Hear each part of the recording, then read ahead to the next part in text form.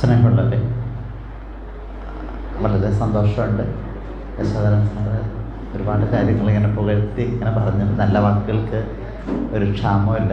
അത് ഇങ്ങനെ അദ്ദേഹത്തിലൂടെ ഇങ്ങനെ പ്രവചിച്ചുകൊണ്ടേയിരിക്കുകയാണ്. നമ്മളെല്ലാം പ്രചോദിപ്പിച്ചുകൊണ്ട് ഇങ്ങനെ നിരന്തരമായിട്ട് നല്ല വാക്കുകൾ പറഞ്ഞുകൊണ്ടിരിക്കുന്നു. അത് ഹൃദയത്തിൽ ഏറ്റുവാങ്ങുകയാണ്. സ്വാമി പ്രബോധതീർത്ഥയാണ് ഇന്ന് ആ വിഷയം അവതരിപ്പിക്കേണ്ടത്. അദ്ദേഹം പറയുന്നതിൻ്റെ മായി ബന്ധപ്പെട്ട് എത്ര എനിക്ക് അതിനകത്ത് നീതി പുലർത്താൻ കഴിയുമെന്ന് എനിക്കറിയില്ല. എങ്കിലും ഒരു നല്ല സമൂഹത്തിൽ കുറച്ച് നല്ല വാക്കുകൾ പറയാൻ കിട്ടുന്നൊരവസരം കളയണ്ടല്ലോ എന്ന് തന്നെയാണ് ഞാൻ വിചാരിച്ചിട്ടുള്ളത്. അത്രയാണ്.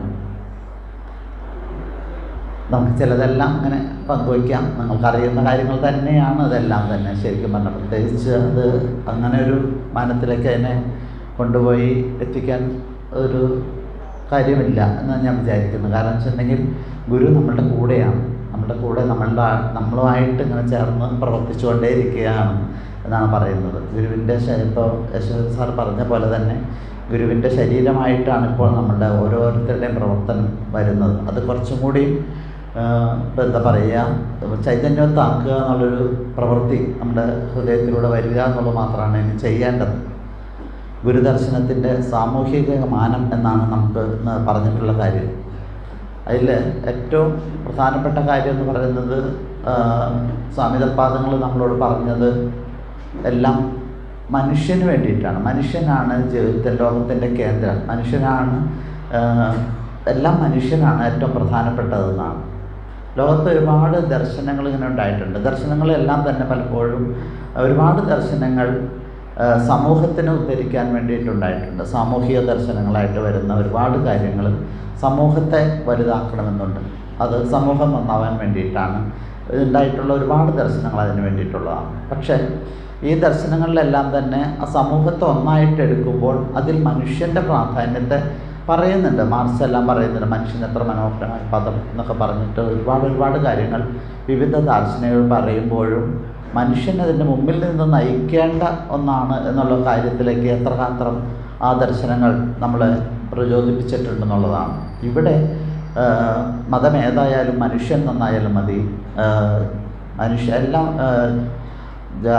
ഒരു ജാതി, ഒരു മതം, ഒരു ദൈവം, മനുഷ്യൻ എന്ന് പറയുന്നത് മനുഷ്യൻ എന്ന പദമാണ് ഏറ്റവും പ്രധാനപ്പെട്ടതായിട്ട് അവിടെ കൊടുക്കുന്നത്. ജാതിയും മതവും ദൈവവും എല്ലാം ആർക്ക് വേണ്ടിയിട്ടാണ്? മനുഷ്യന് വേണ്ടിയിട്ടാണ്. അപ്പോൾ മനുഷ്യൻ എന്ന അർത്ഥത്തിൽ അപ്പോൾ ആ കാലത്തെക്കുറിച്ച് നമ്മൾ ചിന്തിക്കുമ്പോൾ മനുഷ്യൻ എന്ന് പറയുന്ന ഒരു ജീവിക്ക് യാതൊരു പ്രാധാന്യവും കൊടുത്തിട്ടില്ലാത്ത ഒരു കാലത്താണ് ജീവിക്കുന്നത്. ഗുരു പറയുന്ന ഒരു കാലം വളരെ പ്രധാനമാണ്. ആ കാലത്ത് നിന്ന് ഇന്ന് നമ്മൾ മാറിയിട്ടുണ്ടെന്നുള്ളൊരു തോന്നൽ നമുക്കുണ്ട്. പക്ഷേ എത്ര കണ്ട് നമ്മൾ മാറിയിട്ടുണ്ടെന്നുള്ളത് നമ്മൾ വീണ്ടും ചിന്തിക്കേണ്ട ഒരു കാര്യമാണ്. ശരിക്കും നരൻ അശുദ്ധ വസ്തു ധരയിൽ നടപ്പത് തീണ്ടലാണ് പോലും എന്ന് പറയുന്നൊരു കാലം. ശരിക്കും മനുഷ്യനെന്ന് പറയുന്ന വസ്തുവിന് അശുദ്ധ വസ്തുവാണ്. ഒരാളെ കണ്ടാൽ ഇത്ര ദൂരത്തേക്ക് ഓടിപ്പോകണം എന്ന് പറയുന്നു. അതുപോലെ ആരുമല്ല, മുകളിൽ ജാതിയുടെ ഏറ്റവും തീവ്രമായ ഒരു ദുരന്തം അനുഭവിച്ചുകൊണ്ടിരുന്ന, അതിന് വിശേഷിപ്പിക്കാനൊന്നുമില്ല. കാരണം അത് തന്നെയാണ് ധരയിൽ നടപ്പത് തീണ്ടലാണ് പോലും എന്ന് പറയുന്ന ആ ഒരു കാലം. അത്ര ദുരിതപരമായൊരു കാലത്താണ് ഗുരു ഇത് പറയുന്നത്. ഒരു മനുഷ്യനെ കണ്ടുകൂടാ, അവനെ ഒരുമിച്ച് ഭക്ഷണം കഴിച്ചുകൂടാ, അവനൊരുമിച്ച് നടക്കാൻ പാടില്ല. മനുഷ്യനെന്ന പദത്തിന് ഒരു പ്രാധാന്യവുമില്ല. വെറും പുഴുക്കളേക്കാൾ കഷ്ടമായിട്ടിരിക്കുന്ന ഒരു സാമൂഹ്യ വ്യവസ്ഥിതിയിലാണ് ഇത് മനുഷ്യനാണ് ഈ സമൂഹത്തെ നയിക്കാൻ ഉണരേണ്ടത്. അപ്പോൾ നമ്മൾ വിചാരിക്കുന്ന, അന്നുള്ള ആളുകൾ വിചാരിക്കുന്നത് ഇത് എൻ്റെ എന്താ പറയുക, പാരതന്ത്ര്യം നിനക്ക് വിധികൽപ്പിതമാണ് തായേ എന്ന് വിലപിക്കുന്ന സാഹിത്യകാരന്മാർ. എന്നാലോചിച്ച് നോക്കൂ, നിങ്ങൾ ചെയ്യുന്നത് നിനക്ക് ഇത് വിധിച്ചിട്ടുള്ളതാണ്. വിധിയിൽ വിശ്വാസമാണ്. വിധി ആരാണ് ഉണ്ടാക്കുന്നത്? അത് ഈശ്വര കൽപ്പിതമാണ്. അപ്പോൾ ഈശ്വരൻ എന്ന് പറയുന്ന ഒരു തലത്തിനെ നമുക്ക് വിധിക്കാനുള്ള ഒരു ഇതായിട്ട് മാറുകയും നമ്മളത് അനുസരിക്കേണ്ടവരും ഇപ്പം തീണ്ടിലന്ന് ചെയ്തുകൊണ്ടിരുന്നത് വളരെ ആത്മാനുഭൂതി അനുഭവിച്ചിട്ടുണ്ടാകുന്ന രീതിയിൽ വേണം പറയാനായിട്ട്. കാരണം വെച്ചിട്ടുണ്ടെങ്കിൽ ബ്രാഹ്മണൻ ഇവരോട് ഇത്ര അകലെ, നായർ അകന്ന് നിൽക്കണമെന്ന് പറയുന്നു, അതിൽ താഴെയുള്ളവർ ഇത്ര അകലെന്ന് നിൽക്കണം, ഈഴവർ പറയുന്നു ഇത്ര അകലെ അവർ നിൽക്കണം, അവർ മാറി നിന്നേ പറ്റൂ, അവരെ കാണുന്നത് അവരുടെ അടുത്തേക്ക് വരുന്നതും അത് ഈ പുതിയ കാലത്ത് എന്നോട് ഒരാൾ പറയുന്നു, താഴ്ന്ന സമുദായത്തിൽപ്പെട്ട ഒരാൾ പറയുന്നു, അവരുടെ വീട്ടിൽ ഞാൻ കയറാറില്ല, അവരുടെ വീട്ടിൽ നിന്ന് പച്ചവെള്ളം ഞാൻ കുടിക്കാറില്ല. ഏറ്റവും പുതിയ കാലത്ത് പഠിച്ച് ജോലി കിട്ടി പഞ്ചായത്ത് സർവീസ് ജോലി ചെയ്യുന്ന ഒരു മനുഷ്യൻ എന്നോട് പറയുകയാണ്, അവരുടെ വീട്ടിൽ ഞാൻ കയറാറില്ല, അവരുടെ വീട്ടിൽ നിന്ന് പച്ചവെള്ളം കുടിക്കാറില്ല, അവർ ചത്ത പശുവിനെ തിന്നുന്ന ആളുകളാണ് എന്ന് പറയുന്നു. അത് ഒരു ജാതീയമായ ഒരു മോശപ്പെടുത്തലായിട്ടാണ് പറയുക. ജാതിയാണ് അവിടെ പ്രവർത്തിക്കുന്നത്. അവിടെ അയാൾ പഠിച്ചുയർന്ന് ഇയാളെക്കാൾ ഉയർന്ന ഉദ്യോഗം ഭരിക്കുന്ന ഒരാളെ പറ്റിയിട്ടാണ് പറയുന്നത്. അപ്പോൾ ജോലിയിൽ വിദ്യ കൊണ്ട് പ്രബുദ്ധരായി ഉയർന്ന തലത്തിലെത്തിയിട്ടും ഈ പുതിയ കാലത്ത് ഞാൻ തുടക്കത്തിൽ പറഞ്ഞ കാര്യം അതാണ്. നമ്മളിപ്പോൾ എത്ര മാറിയെന്ന് നമുക്ക് പറയുമ്പോൾ മാറാത്തവർ ഒരുപാടുണ്ട് ഇതിനകത്ത്. ആ ഒരു ഉച്ചനീചത്വം നിലനിൽക്കുമ്പോൾ ആ ഉച്ചനീചത്വം ഇല്ലാതാവുമ്പോൾ മാത്രമാണ് യഥാർത്ഥ മനുഷ്യന് പ്രാധാന്യം വരിക.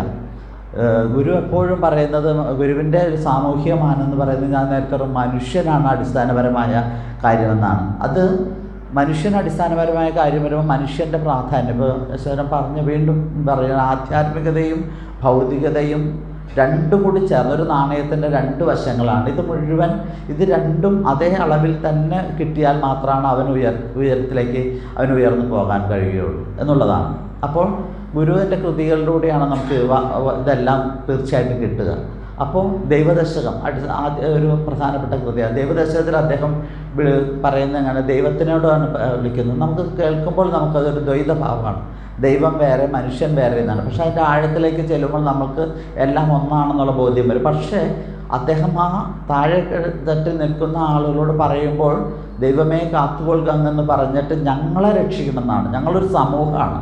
അതുവരെ ഒറ്റയ്ക്കൊറ്റയ്ക്ക് പ്രാർത്ഥിച്ചു കൊണ്ടിരുന്ന സമൂഹം ഒറ്റയ്ക്കൊറ്റയ്ക്ക് ചെന്നിട്ട് ക്ഷേത്രങ്ങളിൽ പോകുന്നു, അല്ലെങ്കിൽ ആരാധികൻ്റെ അടുത്ത് പറയുന്നത് എന്നെ രക്ഷിക്കണേ, എൻ്റെ കുടുംബത്തെ രക്ഷിക്കണേ എന്ന് പറയുന്നിടത്ത് ഞങ്ങളെന്ന് പറയുന്ന ഒരു വലിയ സമൂഹമാണ്. ഞങ്ങളിൽ ഞങ്ങളുടെ കുടുംബം എൻ്റെ ഇല്ല. ഞങ്ങളെന്ന് പറയുമ്പോൾ എൻ്റെ അല്ല ഉള്ളത്, ഞങ്ങളെന്ന് പറയുന്ന ഒരു വലിയ സമൂഹമാണ്. അതിലെല്ലാവരും പെടുന്നു.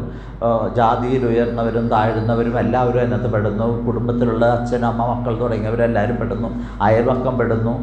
അയലു തഴപ്പതിനായി അതിപ്രയത്നം നയമറിയും നരൻ ആചരിച്ച നയം എന്ന് അറിയുന്ന ആളുകൾ അയൽവക്കം തഴയ്ക്കുന്നതിനായിട്ടാണ് കൂടുതൽ പ്രയത്നം ചെയ്യേണ്ടതെന്ന് ഗുരു ഒരിടത്ത് പറയുന്നുണ്ട്. അപ്പോൾ അങ്ങനെ എല്ലാവരും കൂടി ചേർന്നൊരു സമൂഹത്തെയാണ് ഉയർത്തുന്നത്. അതേ പ്രാർത്ഥന അതിനു മുമ്പ് ഇതേവരെ കേരളീയ സമൂഹം കേട്ടിട്ടേ ഇല്ല. ഞങ്ങളെ രക്ഷിക്കണം എന്ന് പറയുന്ന ഒരുമിച്ച് പ്രാർത്ഥിക്കുന്ന ഒരു പ്രാർത്ഥന കേരളീയ സമൂഹം അതിനുമുമ്പ് കേൾക്കാത്തൊരിടത്താണ് ഇങ്ങനെ ഒരു പ്രാർത്ഥന കൊണ്ട് ഗുരു നമ്മളോട് സംസാരിക്കുന്നത്. അവിടെ ഗുരു പറയുന്നുണ്ട്, ആ പ്രാർത്ഥനയെ തുടങ്ങുമ്പോൾ ഭവാബ്ധിയിൽ നിന്നാണ്. നമ്മൾ കഷ്ടപ്പെടുന്ന ഒരു ഭവാബ്ധിയെക്കുറിച്ച് ഗുരു പറയുന്നു. ഭവാബ്ധി എന്ന് പറയുന്ന ഇത് നമ്മുടെ സാഗരത്തിലാണ്. ആ സാഗരത്തിൽ പെട്ടുഴരുന്ന കഷ്ടപ്പെടുന്ന ആളുകൾ, അതായത് ജീവിത പ്രയാസങ്ങളിൽ പെട്ടുഴലുന്ന ഒരു വലിയൊരു മനുഷ്യ സമൂഹത്തിൽ നിന്നാണ് സമൂഹം ഇവിടെ ഉണ്ട്. ആ സമൂഹത്തിൽ നിന്ന്, ആ കഷ്ടപ്പാടുകളിൽ നിന്നാണ് ഞങ്ങളെ രക്ഷിക്കണമെന്ന് പ്രാർത്ഥിക്കുന്നത്. ആ പ്രാർത്ഥനയുടെ അവസാനത്തിലേക്ക് ചെല്ലുമ്പോഴേക്കും എല്ലാവരും ഒറ്റക്കെട്ട ആ സമൂഹത്തിൽ ആനന്ദം അനുഭവിക്കുന്ന വലിയൊരു സമൂഹത്തെ ഗുരു കാണുന്നുണ്ട്, നേരിട്ട് കാണുന്നുണ്ട്. അതായത് ആഴമേറും നിൻ മഹസ്സാമാഴിയിൽ, അങ്ങയുടെ ആ മഹത്വമാകുന്ന ആഴിയിൽ ഞങ്ങളെല്ലാവരും മുഴുകിയിട്ട് ആനന്ദത്തിൽ ജീവിക്കുന്നു. മുഴുവൻ ആനന്ദത്തിൽ, അത് വെറുതെ ജീവിക്കുകയല്ല, വാഴുക എന്ന വാക്ക് തന്നെയാണ് തൃപ്പാദങ്ങൾ പ്രയോഗിക്കുന്നത്. വാഴുക എന്ന് പറഞ്ഞാൽ രാജാവിനെ പോലെ വാഴുക, അതല്ലേ വാഴുക എന്നുള്ള വാക്കിൻ്റെ പ്രായോഗിക അർത്ഥം അതാണ്. അപ്പോൾ അതായത് ഏറ്റവും സന്തോഷത്തിൽ വാഴുക എന്ന അർത്ഥത്തിൽ തന്നെ ആ പദം പ്രയോഗിക്കുകയാണ്. അപ്പോൾ അങ്ങനെ സാധാരണ ഒരു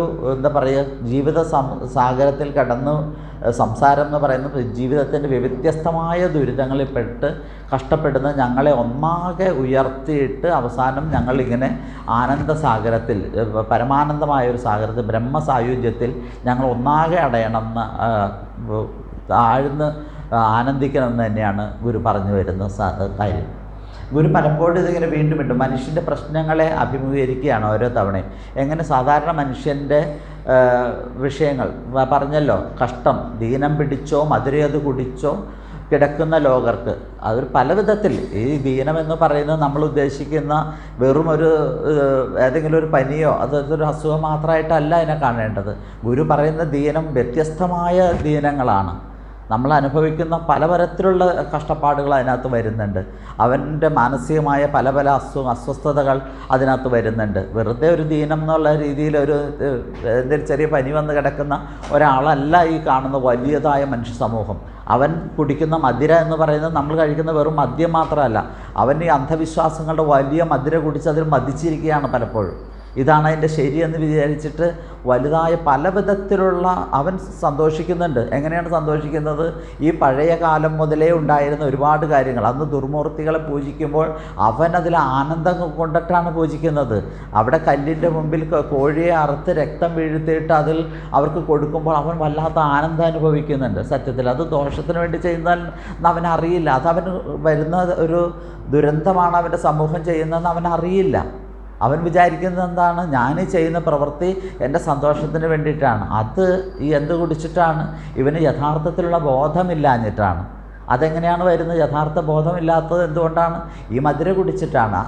അവിശ്വാസങ്ങളുടെയും അന്ധവിശ്വാസങ്ങളുടെയും ഇത്തരത്തിലുള്ള തെറ്റായ കാര്യങ്ങളുടെയും മധുര കുടിച്ചിട്ടും പല വിധത്തിലുള്ള രോഗം സമൂഹത്തിൽ വന്നിരിക്കുന്ന എല്ലാ പുഴുക്കുത്തുകളും രോഗങ്ങളും ഇവനെയും ബാധിച്ചിട്ടുണ്ട്, സാധാരണ മനുഷ്യനെയും ബാധിച്ചിട്ടുണ്ട്.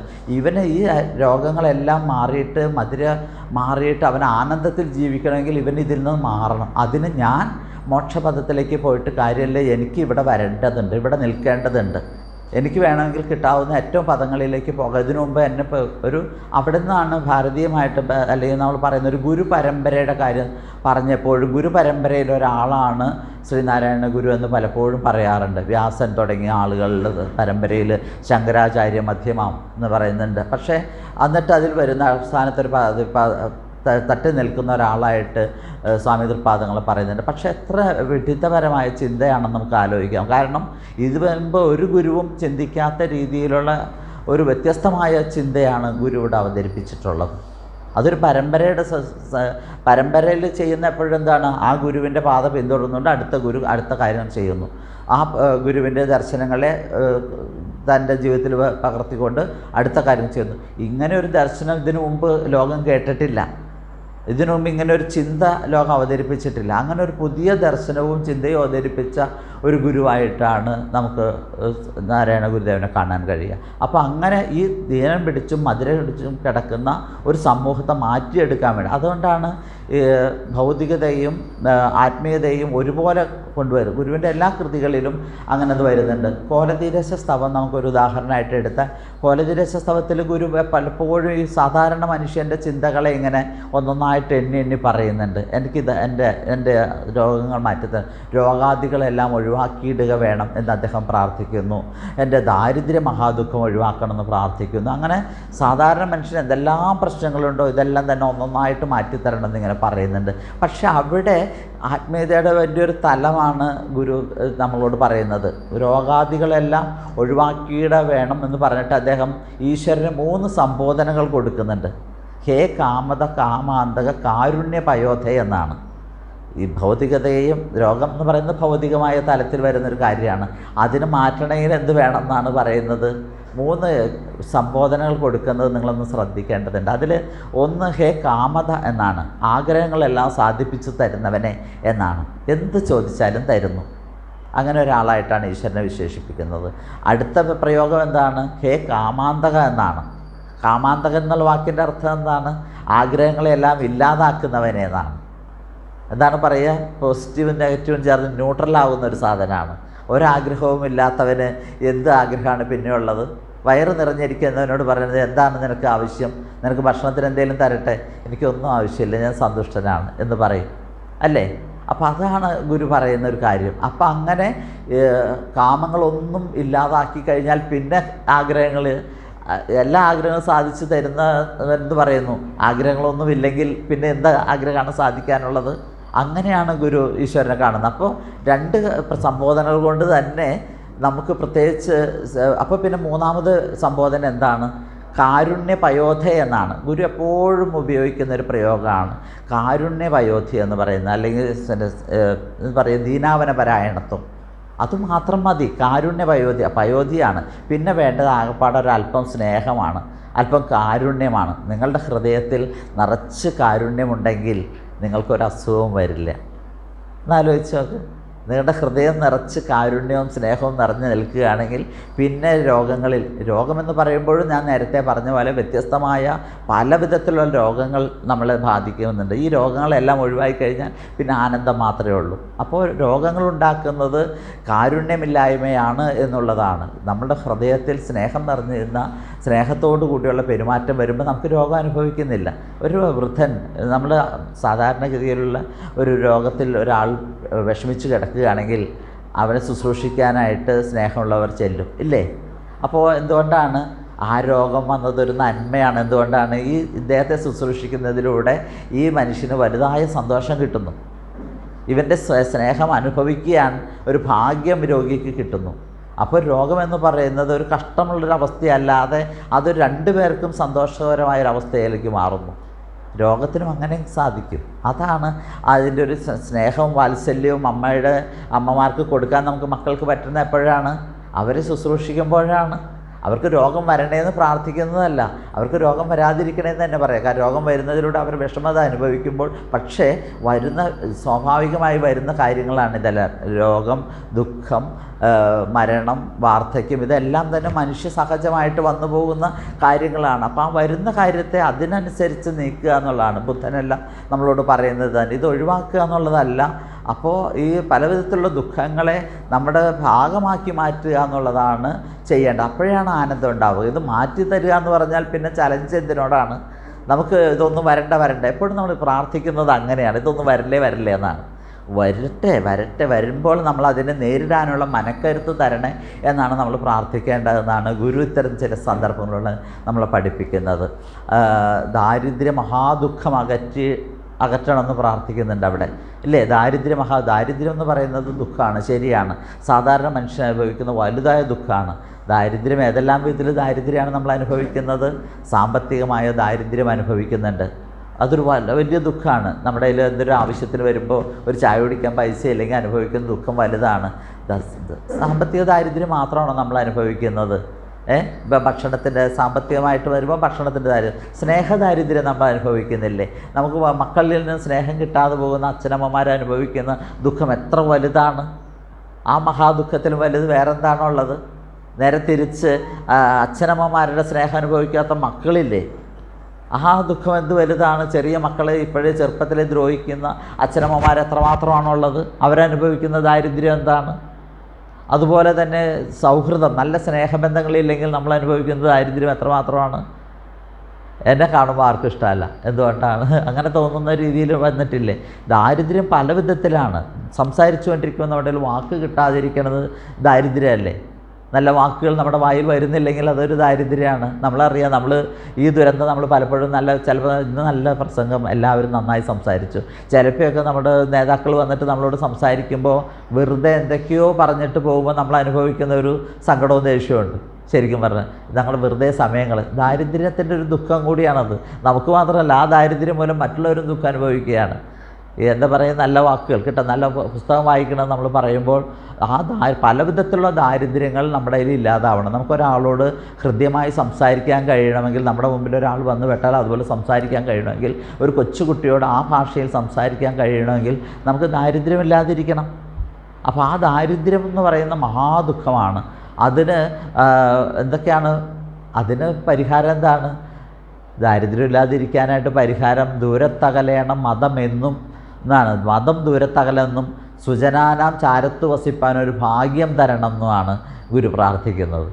എന്നാലോചിച്ച് നോക്കൂ, എത്ര വ്യത്യസ്തമായ ചികിത്സയാണത്. ദാരിദ്ര്യം ഉണ്ടാവുന്നത് നമ്മുടെ അഹങ്കാരം കൊണ്ടാണ്. നമ്മുടെ മതം നമ്മുടെ അഹങ്കാരം നമ്മുടെ ഉള്ളിൽ നിന്ന് പോയാൽ നമുക്കൊരു ദാരിദ്ര്യം ഉണ്ടാവില്ല. അപ്പോൾ നമ്മൾ സ്നേഹത്തോടു കൂടി ആളുകളോട് ഇടപെടുമ്പോൾ നമുക്ക് നമുക്കൊരു ചായ കുടിക്കാം എന്ന് പറഞ്ഞ് നമ്മളോട് ഇങ്ങോട്ട് പറയും അറിയാതെ. നമുക്ക് എപ്പോഴാണ് വിശന്നിരിക്കുന്ന ആ സമയത്ത് കൃത്യമായിട്ട് നമുക്ക് ബിസ്ക്കറ്റ് കൊണ്ട് തരും. ചെറിയ വിശപ്പുണ്ടെന്ന് തോന്നുമ്പോൾ ആ സ്നേഹം നമ്മുടെ കയ്യിൽ ഇങ്ങനെ ഉണ്ടായിക്കൊണ്ടിരിക്കും. സാമ്പത്തികമായിട്ട് വിഷമം വന്നാൽ, ഞാൻ വലിയൊരു രോഗത്തിൻ്റെ അടിമയായിട്ട് വരികയും എൻ്റെ കയ്യിൽ ആശുപത്രിയിലേക്ക് പ്രവേശിക്കുമ്പോൾ വെറും വളരെ തുച്ഛമായ തുക മാത്രം ഉള്ളപ്പോഴാണ് വലിയൊരു ഹോസ്പിറ്റലിലേക്ക്, എൻ്റെ അനുഭവം പറയാൻ വേണ്ടിയിട്ടല്ല ഞാൻ പറയുന്നത്, പെട്ടെന്ന് ലൈബ്രറിയിൽ ഇരിക്കുമ്പോൾ ബ്ലോക്ക് വരികയും ആശുപത്രിയിൽ പ്രവേശിപ്പിക്കുമ്പോൾ അവിടെ ചെല്ലുമ്പോൾ അടയ്ക്കാനായിട്ട് പൈസയില്ല. പെട്ടെന്ന് നിന്ന ആൾ പറയുന്നു, രാധ ചെയ്ത 50,000 രൂപയുണ്ട്, ഇത് കൂടി ചേർത്ത് അടയ്ക്കും. 25,000 രൂപയാണ് ഞങ്ങളുടെ കയ്യിൽ, ആകെ 1,00,000 രൂപയുള്ള അവിടെ പൈസ അടയ്ക്കണം, 75,000 രൂപ അടയ്ക്കണം. പൈസ ഇല്ലാതെ വിഷമിക്കുമ്പോൾ പെട്ടെന്ന് പുറകിൽ നിന്ന് ആൾ പറയുകയാണ്, അയാൾ പൈസ കൊണ്ടുവന്നിരിക്കുകയാണ്, ഇതുകൂടി ചേർത്ത് അടച്ചോളൂ, കയ്യിൽ വെച്ചോളൂ എന്ന് പറയുന്നതായിരുന്നു. ആ പൈസ അടയ്ക്കുന്നു. അടുത്ത ആശുപത്രിയിൽ ബാക്കിയുള്ള 25,000 രൂപ കൊണ്ട് ചെല്ലുന്നു. ആ പൈസ രാത്രിയിൽ ഗുരുവിൻ്റെ അനുഗ്രഹം കൊണ്ട് കേരളത്തിൻ്റെ പല ഭാഗത്തുനിന്നും ആളുകൾ പണം അയച്ചു തരുന്നു. അവിടെ ആശുപത്രി ചികിത്സാ ചെലവിന് ചിലവായ മുഴുവൻ പണവും ഞങ്ങളുടെ അക്കൗണ്ടിലേക്ക് വരുന്നു. 6-7 ലക്ഷം രൂപ 2 ദിവസം കൊണ്ടാണ് ഗുരു ഞങ്ങൾക്ക് ഇട്ട് തരുന്നത്. ഒരു പൈസ പോലും ഇല്ലാതാണ് ആശുപത്രി. ഇത് എന്തുകൊണ്ടാണെന്ന് ഞാൻ ചിന്തിച്ചു. അത് നമ്മളങ്ങനെ നമ്മുടെ വിഷമം വിഷമം നമ്മുടെ വേണ്ടപ്പെട്ടവരോട് പറയാൻ നമുക്ക് വേണ്ടപ്പെട്ടവരുണ്ടാകണ്ടേ, ആ സ്നേഹമുള്ള ആളുകളുണ്ടാവണ്ടേ. അത് നമ്മൾ എന്തുകൊണ്ടാണ് നമ്മുടെ നല്ല വാക്കുകളുണ്ട്. അതാണ് ഗുരു പറയുന്നുണ്ടല്ലേ, നമ്മുടെ എന്താ പറയുക, നാവികൻ തോണി നിൻ പദം എന്ന് പറയുന്നത് തന്നെയാണ്. നല്ല വാക്കുകൾ കൊണ്ടുള്ള തോണിയാണ് നമ്മളെ ജീവിതത്തിൻ്റെ ദുരിതത്തിൽ നിന്ന് മാറ്റുന്നത് എന്ന് പറയാം. ആ രീതിയിലാണ് ആ ദാരിദ്ര്യ ദുഃഖം നമുക്ക് ഇല്ലാതാക്കുന്നതിന് നമ്മുടെ ഉള്ളിൽ അഹങ്കാരം തീർത്തും ഇല്ലാതാകുന്ന അവസരത്തിൽ ഈശ്വര സാന്നിധ്യം, സ്നേഹം അത് നമ്മൾ അനുഭവിക്കാൻ നമുക്ക് ഇടവരും. അപ്പോൾ പല വിധത്തിലുള്ള സ്നേഹം നമ്മുടെ ചുറ്റും നിന്നുകൊണ്ട് നമ്മളെ ശ്രദ്ധിക്കാനും നമ്മളെ സഹായിക്കാനും നമുക്ക് വിഷമങ്ങളില്ലാതിരിക്കാനും നമുക്ക് ഒരു നേരത്തെ ഭക്ഷണം തരാനും നമ്മൾക്ക് നല്ല സൗഹൃദം ഉണ്ടാക്കാനും ഒക്കെ നമ്മുടെ മതം എന്ന് പറയുന്ന നമ്മുടെ അഹങ്കാരം എന്ന് പറയുന്ന സാധനം ഇല്ലാതായാൽ പയ്യെ പയ്യെ വരുമെന്നാണ് ഗുരു പറയുന്നത്. അതുപോലെ തന്നെ സുജനാനാം ചാരത്ത് വേറെ ഒരു ഗുരുക്കന്മാർ നമ്മളോട് പറഞ്ഞു, സുജനാനാം ചാരത്ത് വസിപ്പാൻ ഒരു ഭാഗ്യം തരണം എന്നാണ് ഈശ്വരനോട് പ്രാർത്ഥിക്കുക. നല്ല ആളുകൾ നമുക്കിങ്ങനെ ഒരുമിച്ച് ഇരിക്കാൻ കഴിയുക എന്നുള്ളതും ഒരു മഹാഭാഗ്യമാണ്. കേരളത്തിൻ്റെ പല ഭാഗത്തു നിന്നുള്ള ആളുകൾ ഇവിടെ ഇരിക്കുന്നുണ്ട്. അത് ഒരു വെറുതെ കിട്ടുന്നതല്ല, അതൊരു അദ്വൈത ദർശനമാണ്. വെളിച്ചത്തിൻ്റെ കൂടെ ഇരിക്കാനായിട്ട് ഇരുട്ടിന് കഴിയില്ല. ഇരുട്ട് എത്ര പ്രാവശ്യം വെളിച്ചത്തിൻ്റെ അടുത്തേക്ക് ചെന്നാലും ഇരുട്ട് വെളിച്ചമായി മാറുന്നു എന്നാലോചിച്ച് നോക്ക്. അദ്വൈത ദർശനമാണ് ശരിക്കും. നല്ല മനസ്സോടുകൂടിയുള്ള ആളുകൾക്ക് എപ്പോഴും ഒരുമിച്ചിരിക്കാൻ കഴിയുമെന്ന് തന്നെയാണ്. അപ്പോൾ ആരെങ്കിലും അതിനകത്തേക്ക് നല്ല മനസ്സല്ലാതെ വന്നാലും പയ്യെ പയ്യെ പയ്യെ അതും നല്ലതായി മാറുന്നു. അതാണ് അതിൻ്റെ ഏറ്റവും വലിയൊരു നല്ല കാര്യമായിട്ട് വരുന്നത്. സുബ്രഹ്മണ്യ കീർത്തനത്തിൽ ഗുരു ഇത് പറയുന്നുണ്ട്. വീണ്ടും ഈ മനുഷ്യപക്ഷത്ത് നിന്നുകൊണ്ട് മനുഷ്യനെ ചിന്തിച്ചുകൊണ്ട് ഗുരു സംസാരിക്കുന്നപ്പോൾ സുബ്രഹ്മണ്യ കീർത്തനത്തിൽ പറയുന്നുണ്ട്, കണ്ണുണ്ടീരാറു കാതും കരവും അത് കണക്കൊണ്ടു കാരുണ്യമോ ഈ വണ്ണം മറ്റാർക്കുമില്ലേ, അടിയനിഹപ്പെടും പാടു കണ്ടിയില്ലയോ നീ. അതായത് സാധാരണക്കാരനായ ആളുകൾ അനുഭവിക്കുന്ന കഷ്ടപ്പാടുകൾ കാണാത്ത ഈശ്വരൻ എന്ത് ഈശ്വരനാണ്. അപ്പോൾ നമ്മൾ പറയുന്നു, അവസാനം പറയുന്നു, കണ്ണിൽ കണ്ടോർ പഴിക്കുന്നതും. അത് നമ്മുടെ നാട്ടിലെ ഭാഷയാണ്. കണ്ണി കണ്ട ആളുകൾ തന്നെ ചീത്ത വിളിക്കുന്നു, കണ്ണി കണ്ടവർ എന്തൊക്കെയാണ് പറഞ്ഞു നടക്കുന്നത് മുഴുവൻ ഞാൻ കേൾക്കുന്നു. അങ്ങനെ മറ്റുള്ളവർ പറയുന്ന സാധാരണക്കാർ പറയുന്ന വിഷമങ്ങൾ പോലും ഈശ്വരൻ കേൾക്കുകയും നമ്മൾ കേൾക്കുകയും അത് ഇല്ലാതാക്കുകയും ചെയ്യുക എന്ന് പറയുന്നത് വലുതായൊരു സാമൂഹ്യ ദർശനമാണ്. ആളുകളെ കൊണ്ട് അങ്ങനെ പറയിപ്പിക്കാതിരിക്കുക എന്നുള്ളൊരു പ്രധാനപ്പെട്ട കാര്യം. അതുപോലെ തന്നെ കാരുണ്യത്തിൻ്റെ കാര്യത്തിൽ അടിസ്ഥാനപരമായ കാര്യം കാരുണ്യമാണെന്ന് ഓരോ കൃതിയിലൂടെയും എടുത്തെടുത്ത് പറയുന്നു. അതൊരു വലുതായൊരു സാമൂഹ്യ, ഈ കാരുണ്യത്തിൽ അധിഷ്ഠിതമാണ് നമ്മുടെ സമൂഹം മൊത്തം എന്നുള്ള രീതിയിലാണ് കാണുന്നത്. അടുത്ത് നിൽപ്പോൾ അനുചരം നോക്കാൻ അക്ഷികളില്ലാത്തവർക്ക് അരൂപൻ ഈശ്വരൻ അദൃശ്യനായാൽ അതിലെന്താ ആശ്ചര്യം എന്ന് പറയുന്നുണ്ട്. അടുത്ത് നിൽക്കുക അനുജനെ നോക്കാനായിട്ട് കണ്ണ് കാണാത്തവർക്ക് എങ്ങനെയാണ് ഈശ്വരനെ നമുക്ക് കാണാൻ കഴിയുക? അനുജനിലാണ് നമ്മൾ ആ ഈശ്വരനെ കാണേണ്ടത്. അത് ഗുരു എപ്പോഴും പറയുന്ന കാര്യമാണ്. അവനവൻ ആത്മസുഖത്തിന് ആചരിക്കുന്നവ അവരൻ്റെ സുഖത്തിനായി വരണം എന്ന് പറയുമ്പോൾ നമ്മൾ എന്ത് സുഖത്തിന് വേണ്ടി നമ്മൾ ചെയ്യുന്നു അത് മറ്റുള്ളവർക്ക് വേണ്ടി നന്മയാകുന്നു. നമ്മൾ ചെയ്തത് എന്താണ്? പ്രഭാത സവാരിക്ക് പോയി തിരിച്ചു വരുമ്പോൾ ഏതാനും വഴിയിൽ കിടന്നൊരു കുപ്പിച്ചിൽ നമ്മളെടുത്ത് മാറ്റി. അതൊരു സാധാരണ എൻ്റെ കാലുമ കൊള്ളാതിരിക്കാൻ മാറ്റിയതാണ്, ശരി തന്നെ. പക്ഷേ നമ്മൾ ചെയ്ത പ്രവൃത്തി കൊണ്ട് ഒരുപാട് പേർക്ക് അതിൻ്റെ ഗുണമുണ്ടാകുന്നു. അങ്ങനെയാണ്. ഇപ്പം നമ്മൾ കാലത്തെ വന്നു, കുളിച്ചു, പല്ല് തേച്ചു, വൃത്തിയായിട്ട് വന്നു, ആത്മസുഖത്തിന് ആചരിച്ച കാര്യമാണ് ഏറ്റവും ചെറുതായിട്ട് ചെയ്യുന്നത്. അപ്പോൾ തന്നെ അത് നമുക്ക് ഒരുമിച്ചിരിക്കാൻ, അതുകൊണ്ടാണ് നമുക്ക് ഒരുമിച്ചിരിക്കാൻ പറ്റുന്നത്. ശുചിത്വത്തിന് ഗുരു പരമപ്രാധാന്യം കൊടുത്ത് ഒന്നാമത്തെ കാര്യമായിട്ട്, രണ്ടാം വിദ്യാഭ്യാസം കഴിഞ്ഞാൽ പിന്നെ വേണ്ടത് ശുചിത്വമാണെന്ന് പറയാൻ ഏറ്റവും പ്രധാനപ്പെട്ട കാര്യം അതാണ്. ആ ശുചിത്വം ഉണ്ടെങ്കിൽ എല്ലാവർക്കും ഒരുമിക്കാനായിട്ട് ആദ്യത്തെ കാര്യം അതാണ്. കുളിസഭകൾ ഉണ്ടാക്കിയ ഒരു ഗുരുവില്ല. കുളിസഭകൾ, ശുചിത്വത്തിൻ്റെ കാര്യത്തിൽ ഷവർ ബാത്ത് എന്ന് പറയുന്ന ഒരു സമ്പ്രദായം നടപ്പിലാക്കുന്നത് ആരാണെന്ന് ആലോചിച്ച് നോക്കൂ. വെള്ളത്തിൽ കുളിച്ച് എല്ലാവരും മാറി മാറി കുളിക്കുന്ന കുളം വൃത്തികേടാകും അല്ലെങ്കിൽ അശുദ്ധമാകും എന്നുള്ളത് മറ്റുള്ളവർക്ക് കുളിക്കുമ്പോൾ വീണ്ടും രോഗങ്ങൾ പകരാൻ സാധ്യതയുണ്ട്.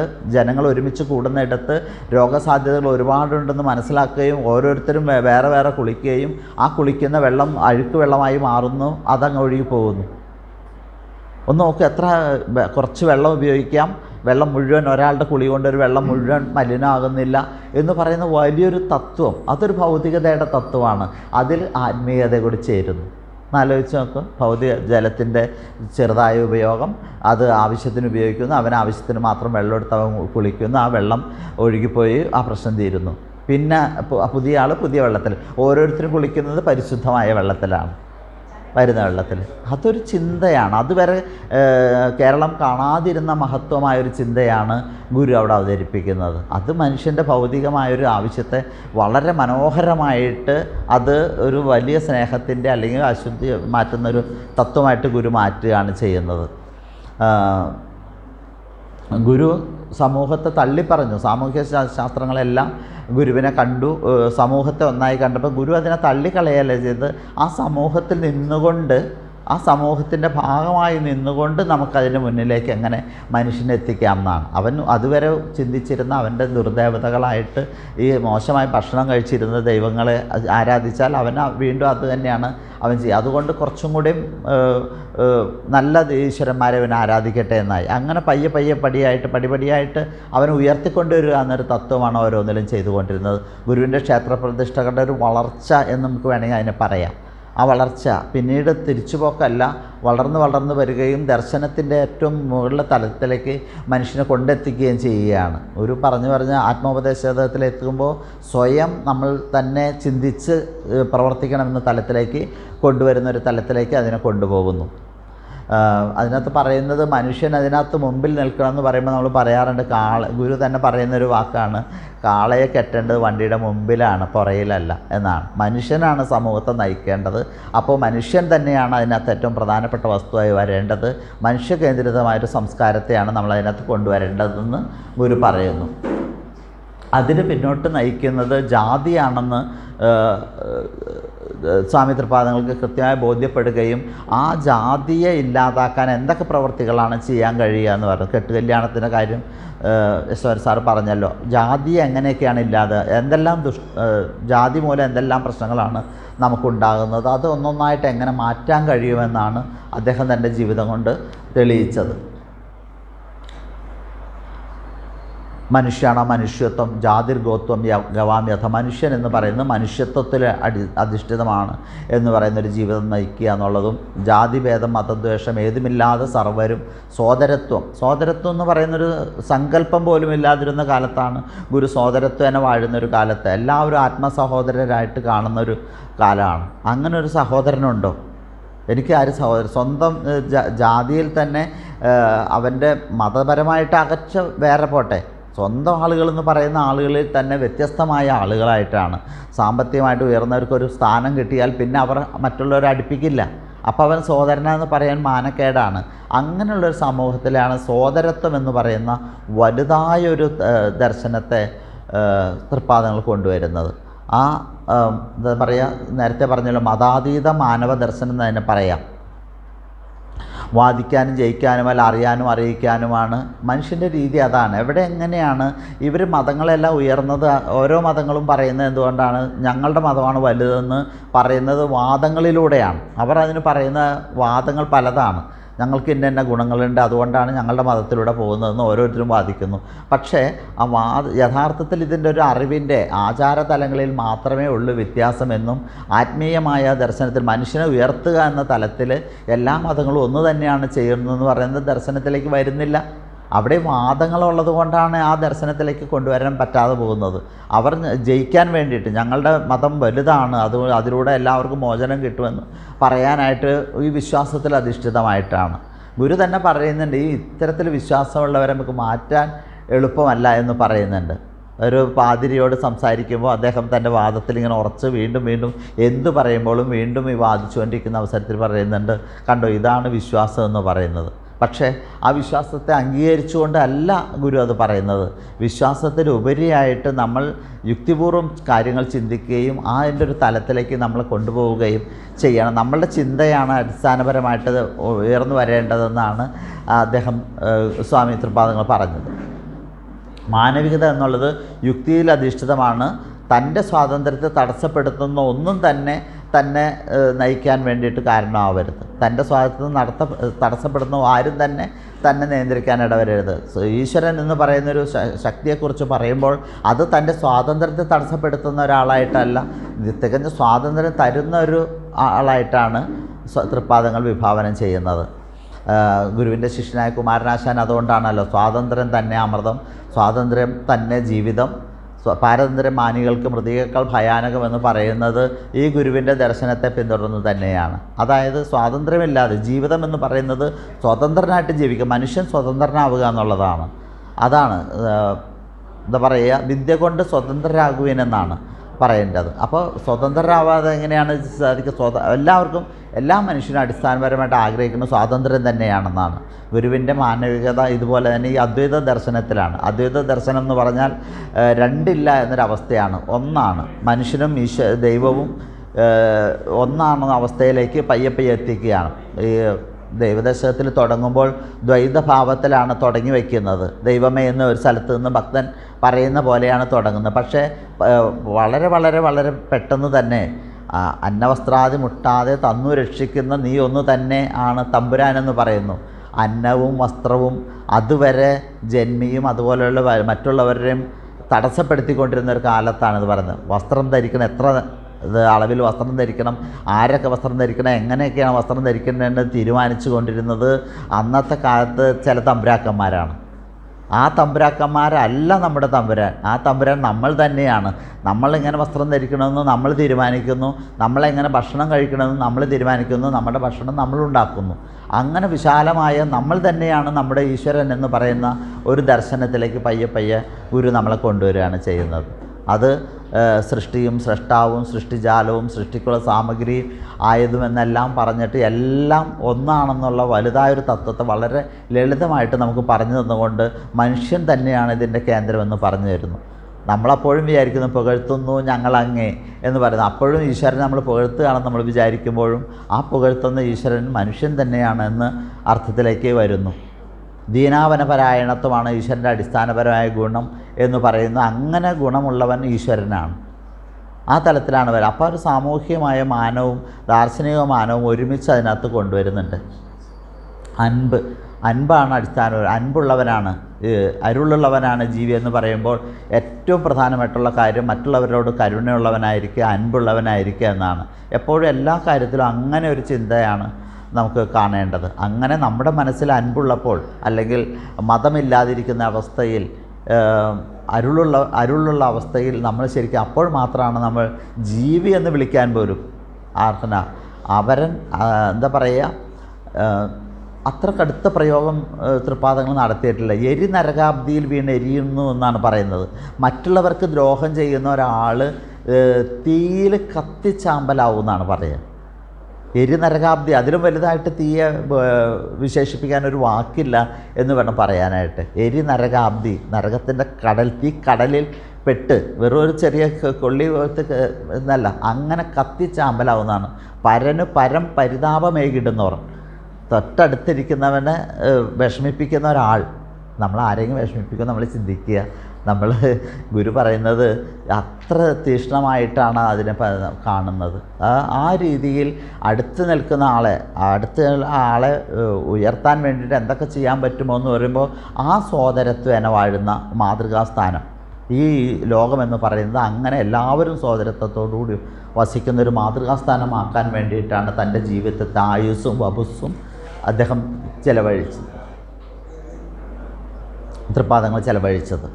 പ്രിയം അവരൻ്റെ അതെൻ പ്രിയം, അവനവൻ അത് നമ്മളെപ്പോഴും പറയുന്നില്ലേ, അവരൻ്റെ അതെൻ പ്രിയം, അവരപ്രിയം സ്വകീയ പ്രിയം. ഇതാണ് ഏറ്റവും അടിസ്ഥാനപരമായ കാര്യം. അവരൻ്റേത് എൻ്റെ പ്രിയമാണ്, എൻ്റെ പ്രിയം അവരൻ്റെ പ്രിയമാണ്. ഇത് പറയും. നമുക്ക് ചായ കിട്ടുമ്പോൾ അടുത്ത ആൾക്ക് കിട്ടിയോന്ന് നമ്മൾ നോക്കും, അല്ലെങ്കിൽ ഇതാ കഴിക്കുമെന്ന് പറഞ്ഞ് കൊടുക്കും. ആ സ്നേഹം എല്ലായ്പ്പോഴും നമ്മൾ കാണിക്കുന്നുണ്ട്. അതിങ്ങനെ പടിപടിയായിട്ട് ഉയർന്നു വരികയും എല്ലാ പ്രവർത്തനങ്ങളിലും അതിങ്ങനെ വരുമ്പോൾ തീർച്ചയായിട്ടും അയൽ തഴപ്പതിനായിട്ടുള്ള പ്രയത്നം നമ്മൾ പറയുന്നില്ല. അയൽവക്കം തഴയ്ക്കാൻ ഇപ്പോൾ ആരാ പ്രയത്നിക്കുന്നത്? അങ്ങനെ ഒരു അയൽവക്കം ഉണ്ടോ? നമ്മുടെ അയൽവക്കത്തെക്കുറിച്ച് നമുക്ക് അറിയോ? നമ്മൾ അന്വേഷിച്ചിട്ടുണ്ടോ? ഇല്ല. അതാണ് നമ്മൾ ചെയ്യുന്ന ഓരോ പ്രവൃത്തി. ഇപ്പോൾ അമ്പലങ്ങളിൽ പോയി പ്രാർത്ഥിക്കാൻ ആളുകൾ പോകുന്നുണ്ട്. തിരിച്ചു വരുന്ന വഴിയാണ് നമ്മൾ ചെറിയ എന്തെങ്കിലും കാണുന്ന ഒരു മറ്റുള്ളവർക്ക് വേണ്ടിയിട്ട് എന്തെങ്കിലും ഒരു കാര്യം ചെയ്യുന്നത് കൂടിയും എൻ്റെ ഒരു ഈശ്വരാർപ്പിതമായ പ്രവൃത്തിയാണെന്ന് തോന്നുക എന്നുള്ളത്. അവനവൻ ആത്മസുഖത്തിന് ആചരിക്കുന്നവ എല്ലായ്പ്പോഴും അത് ജീവിതത്തിൻ്റെ ഒരു ഭാഗമായി കൊണ്ട് നടക്കുമ്പോൾ ഈ ദൈവിക തലത്തിലേക്ക് ഉയരുന്നു എന്ന് വേണം പറയാനായിട്ട്. എല്ലാവരും ആത്മസഹോദരനെ അവസാനിപ്പിക്കാം. എല്ലാവരും ആത്മസഹോദരൻ നല്ലേ പറയേണ്ടത് ഓർക്കില്ല. ആത്മസഹോദരരാകാനുള്ള വലിയൊരു പ്രവർത്തനത്തിലൂടെയാണ് നമ്മൾ ജീവിക്കേണ്ടതെന്നാണ് അടിസ്ഥാനം. അതാണ് ശരിക്കും പറഞ്ഞാൽ ഗുരുദർശനത്തിൻ്റെ സാമൂഹിക മാനമെന്ന് പറയുമ്പോൾ ആ രീതിയിലാണ് അതിനെ കാണേണ്ടത്. അഹിംസയിലും അനുകമ്പയിലും മാനവ മൈത്രിയിലും അധിഷ്ഠിതമായ ഒരു ദർശനമാണ് തൃപ്പാദങ്ങൾ നമുക്ക് സമ്മാനിച്ചതെന്ന് വേണം പറയാനായിട്ട്. അത് നമുക്ക് തരുന്ന ഒരു കാലഘട്ടത്തിൽ നിന്ന് യഥാർത്ഥത്തിൽ നമ്മൾ കുറേ വ്യത്യാസങ്ങൾ വന്നിട്ടുണ്ട്. നമുക്ക് നല്ല ഉടുപ്പ് ധരിക്കാനും ജീവിക്കാനും ഒക്കെ ഉള്ള ഒരുപാട് സാധ്യതകൾ നമുക്ക് വന്നിട്ടുണ്ട്. പക്ഷേ നല്ല ഭക്ഷണം കഴിക്കാനുള്ള സാധ്യതകൾ വന്നിട്ടുണ്ട്. പക്ഷേ ഇപ്പോഴും പരസ്പരം സ്നേഹത്തോടു കൂടി ഇത്തരത്തിലുള്ള അനുകമ്പയിലും സ്നേഹത്തിലും അധിഷ്ഠിതമായൊരു സമൂഹം നമ്മുടെ ഇവിടെ വളർന്നു വന്നിട്ടുണ്ടോ എന്ന് ചോദിച്ചിട്ടുണ്ടെങ്കിൽ പലപ്പോഴും ഇല്ല എന്ന് തന്നെയാണ് അർത്ഥം. നമ്മുടെ കുട്ടികളെ നമുക്ക് ആ രീതിയിലേക്ക് കൊണ്ടുവരാൻ പലപ്പോഴും പറ്റിയിട്ടില്ല. മനുഷ്യ സമത്വബോധം എന്ന് പറയുന്നത് അത് അദ്വൈത ദർശനത്തിൽ നിന്നാണ് തൃപ്പാദങ്ങൾ കൊണ്ട് തന്നത്. നമുക്ക് ആ മനുഷ്യ സമത്വബോധത്തിലൂടെ കൊണ്ടുവന്നാൽ നമ്മുടെ വിദ്യ കൊണ്ട് സ്വതന്ത്രരാവുക എന്ന് പറയുന്ന ദർശനവും ഓരോന്നും പറഞ്ഞിട്ട് ഓരോ കാര്യങ്ങളും നമ്മളാണ് ഇത് വായിക്കുകയും പഠിക്കുകയും ചെയ്യുക. അടിസ്ഥാനപരമായിട്ട് നിരന്തര പാരായണം ചെയ്യുന്ന ആളുകളുടെ എണ്ണം കൂടിക്കൊണ്ടേയിരിക്കുന്നുണ്ട്. നല്ലതാണത്, അല്ലാന്ന് ഞാൻ പറയുന്നില്ല. പക്ഷേ അത് മനനം ചെയ്യുകയും ജീവിതത്തിൽ പകർത്തുകയും മറ്റുള്ളവർക്ക് പറഞ്ഞു കൊടുക്കാനുള്ള അവസരങ്ങളിൽ അത് പറഞ്ഞു കൊടുക്കുകയും പ്രവൃത്തിയിലൂടെ കാണിക്കുകയും ചെയ്യുമ്പോൾ മാത്രമാണ് യഥാർത്ഥത്തിൽ നമ്മൾ ഗുരുവിൻ്റെ ശിഷ്യരെന്ന് പറയാനായിട്ട് അർഹത നേടുകയുള്ളൂ. ആ ഒരു ദർശനത്തെ നമുക്ക് കൊണ്ടുവരണം. സത്യം, സമത്വം, സാഹോദര്യം, സ്വാതന്ത്ര്യം എന്നിവയാണ് അടിസ്ഥാന ശിലകളെ നമ്മുടെ ജീവിതത്തിൽ നമുക്ക് പകർന്നു തന്നു. അതുവരെ ഇല്ലാതിരുന്നതാണ് ഇതൊന്നും തന്നെ ഇല്ലാതിരുന്നൊരു കാലത്ത് നമുക്കിതെല്ലാം തരികയും നമ്മളെ ഇന്നും ഇങ്ങനെ ഒരുമിച്ചിരിക്കാനുള്ള അല്ലെങ്കിൽ സന്തോഷത്തോടു കൂടി ജീവിക്കാനുള്ള ഒരു തലത്തിലേക്ക് എത്തിക്കുകയും ചെയ്തു എന്നുള്ളതാണ്. അതിനെ നമുക്ക് ഏറ്റവും സന്തോഷം പോരാ, നമുക്ക് അത് ഏറ്റവും ഉയർന്ന തലത്തിൽ എല്ലാവരും ഒന്നാകുന്ന ഒരു വലിയൊരു കാലം പ്രതീക്ഷിക്കുന്നു. ആ കാലം വരും. ഗുരുവിൻ്റെ മതം നമ്മുടെ നാട്ടിൽ പ്രചരിക്കുന്ന വലുതായൊരു ദർശനം എല്ലാവരും ഉൾക്കൊള്ളുന്നൊരു കാലം വരും. ആ കാലത്തിലേക്ക് വേണ്ടിയിട്ട് കാത്തിരിക്കുക എന്നുള്ളത്, പ്രവർത്തിക്കുക എന്നുള്ളതാണ്. ആ കാലത്തിന് വേണ്ടി പ്രവർത്തിക്കുക എന്നുള്ളതാണ് നമുക്ക് ചെയ്യാനുള്ളത്. എനിക്കിങ്ങനെ ഒരു അവസരം തന്നതിലുള്ള നന്ദി ഞാൻ പറയുകയാണ്. നന്ദി, നമസ്കാരം.